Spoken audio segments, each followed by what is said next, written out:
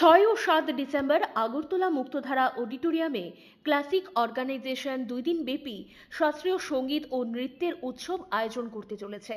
তাতে বহিরাগত কিংবদন্তি শিল্পী ছাড়াও রাজ্যের বিশিষ্ট শিল্পীরা অংশগ্রহণ করবেন।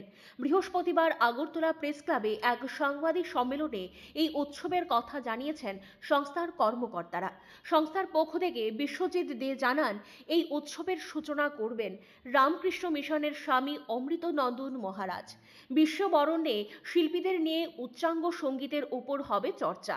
রাজ্যের এবং অন্যান্য রাজ্যের প্রায় 150 জন শিল্পী এই উৎসবে সঙ্গীত ও নৃত্য পরিবেশন করবেন। এর মধ্যে শিশু শিল্পী থাকবে 110 জন। এই অনুষ্ঠানে 3 জন বিশিষ্ট নাগরিকদের সম্বর্ধনা জ্ঞাপন করা হবে। এই 3 জন গুণী ব্যক্তিদের মধ্যে রয়েছেন বিশিষ্ট তবলা বাদক কালীপদ ভট্টাচার্য, বিশিষ্ট চিকিৎসক সুকমল সরকার এবং স্বামী বিবেকানন্দ মহাবিদ্যালয়ের অ্যাসোসিয়েট প্রফেসর দেবব্রত রায়। আজ থেকে 26 বছর আগে এই সংস্থার পথ চলা শুরু হয়েছে। দেশের মধ্যে 3টি রাজ্যে এই সংস্থা প্রতি বছর এই সময়ে উচ্চাঙ্গ সঙ্গীতের উপর বিভিন্ন অনুষ্ঠান করে থাকে। আগরতলা, কলকাতা এবং দিল্লিতে হচ্ছে এই সংস্থার সঙ্গীত ও নৃত্যের উপর বিভিন্ন অনুষ্ঠান।